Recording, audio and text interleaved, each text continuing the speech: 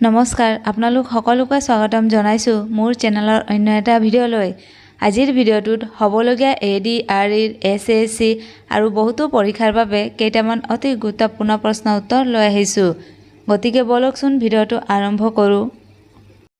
প্ৰথম প্ৰশ্নটো হৈছে আহোম সভাৰ প্ৰথম সভাপতি কোন আছিল?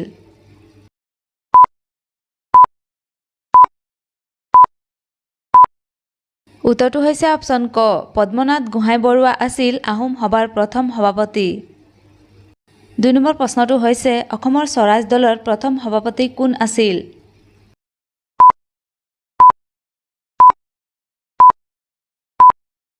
উত্তৰটো হৈছে অপশ্যন ক তৰুণৰাম ফুকন আছিল অসমৰ স্বৰাজ দলৰ প্ৰথম সভাপতি। ৩ নম্বৰ প্ৰশ্নটো হৈছে কোনজনে অসমৰ হৈ ১৯৩০ চনৰ ১২ মাৰ্চৰ দাণ্ডি যাত্ৰাত অংশগ্ৰহণ কৰিছিল?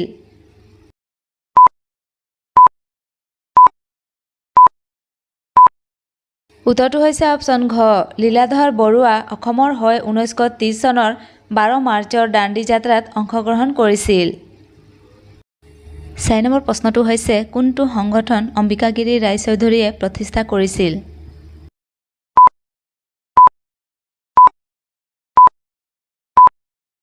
উত্তৰটো হৈছে অপশ্যন গ অসমীয়া সংৰক্ষণী সভা অম্বিকাগিৰি ৰায়চৌধুৰীয়ে প্ৰতিষ্ঠা কৰিছিল। ৫ নম্বৰ প্ৰশ্নটো হৈছে ১৯৩৫ চনৰ ভাৰত শাসন আইনৰ বিধান অনুসৰি অনুষ্ঠিত নিৰ্বাচনৰ পাছত প্ৰাক স্বাধীন অসমৰ প্ৰথম মুখ্যমন্ত্ৰী হিচাপে কোনে কাৰ্যভাৰ গ্ৰহণ কৰিছিল?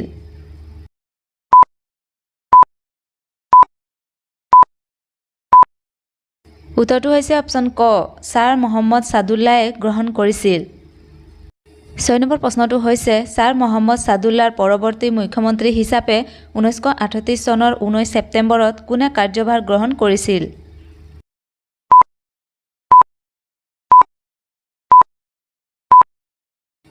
উত্তৰটো হৈছে অপশ্যন ঘ গোপীনাথ বৰদলৈয়ে কাৰ্যভাৰ গ্ৰহণ কৰিছিল।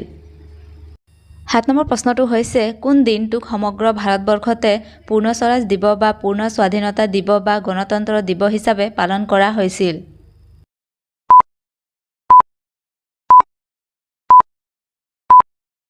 উত্তৰটো হৈছে অপশ্যন গ ১৯৩০ চনৰ ২৬ জানুৱাৰী দিনটোক পূৰ্ণ স্বৰাজ দিৱস বা পূৰ্ণ স্বাধীনতা দিৱস বা গণতন্ত্ৰ দিৱস হিচাপে পালন কৰা হৈছিল। ৮ নম্বৰ প্ৰশ্নটো হৈছে অসমৰ মহান স্বাধীনতা যুঁজাৰুগৰাকী দেশভক্ত ৰূপে কাক জনা যায়?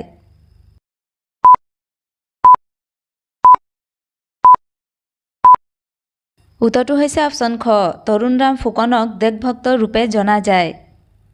৯ নম্বৰ প্ৰশ্নটো হৈছে কোনজন ১৯৪২ চনৰ ভাৰত ত্যাগ আন্দোলনৰ সময়ত অসমৰ এক অন্যতম শ্বহীদ আছিল?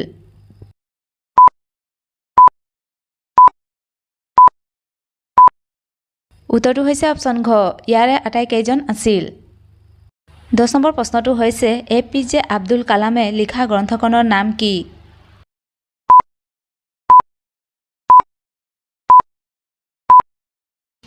শুদ্ধ উত্তৰটো হৈছে অপশ্যন ঘ গাইডিং ছল।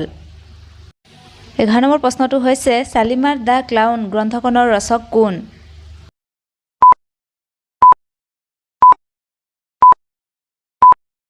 উত্তৰটো হৈছে অপশ্যন গ ছলমান ৰুশ্বদি শালিমাৰ দ্য ক্লাউন গ্ৰন্থখনৰ লেখক। ১২ নম্বৰ প্ৰশ্নটো হৈছে টু লাইফছ গ্ৰন্থখনৰ লেখক কোন?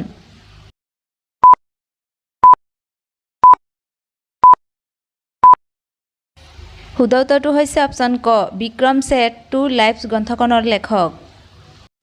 ১৩ নম্বৰ প্ৰশ্নটো হৈছে ডিলিং উইথ টেৰৰিষ্ট গ্ৰন্থখনৰ লেখক কোন?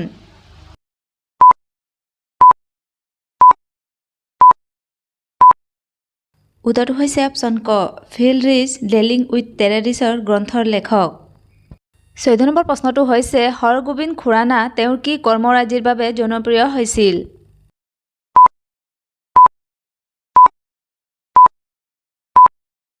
উত্তৰটো হৈছে অপশ্যন গ জিন গৱেষণাৰ বাবে হৰগোবিন্দ খুৰানাৰ জনপ্ৰিয় হৈছিল।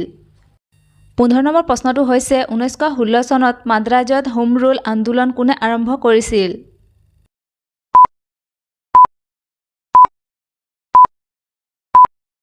শুদ্ধ উত্তৰটো হৈছে অপশ্যন গ এনি বেচাণ্টে আৰম্ভ কৰিছিল। ১৬ নম্বৰ প্ৰশ্নটো হৈছে চৰ্দাৰ বল্লভভাই পেটেলক কি হিচাপে স্মৰণ কৰা হয়?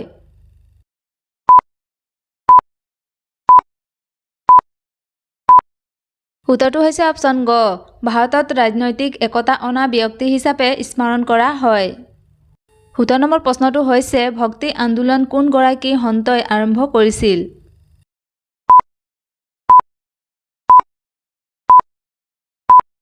উত্তৰটো হৈছে অপশ্যন খ ৰামানুজনে আৰম্ভ কৰিছিল 18 নম্বৰ প্ৰশ্নটো হৈছে কিহৰ বাবে সত্যজিৎ ৰায় জনপ্ৰিয়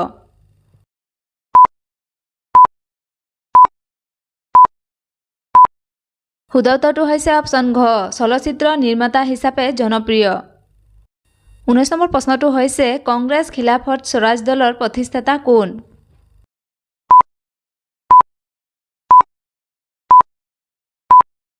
উত্তৰটো হৈছে অপশ্যন ক চিত্তৰঞ্জন দাস আৰু মতিলাল নেহেৰু 20 নম্বৰ প্ৰশ্নটো হৈছে তুমি মোক তেজ দিয়া মই তোমাক স্বাধীনতা দিম এই প্ৰসিদ্ধ উক্তিটো কাৰ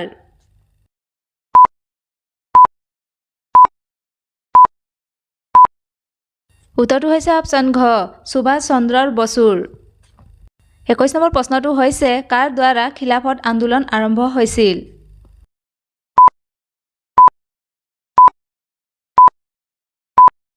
উত্তৰটো হৈছে অপশ্যন ক আলী ভাতৃদ্বয়ৰ দ্বাৰা খিলাফত আন্দোলন আৰম্ভ হৈছিল প্ৰশ্নোত্তৰবোৰ চাই যদি ভাল পাইছে তেন্তে প্লিজ লাইক কমেণ্ট শ্বেয়াৰ কৰি যিসকলে এতিয়ালৈকে মোৰ চেনেলটো ছাবস্ক্ৰাইব কৰা নাই প্লিজ ছাবস্ক্ৰাইব কৰি ল'ব তেতিয়াহে আপোনালোকে আহিবলগীয়া পৰীক্ষাৰ বাবে সকলো ধৰণৰ প্ৰশ্ন উত্তৰবোৰ পাই থাকিব থেংক ইউ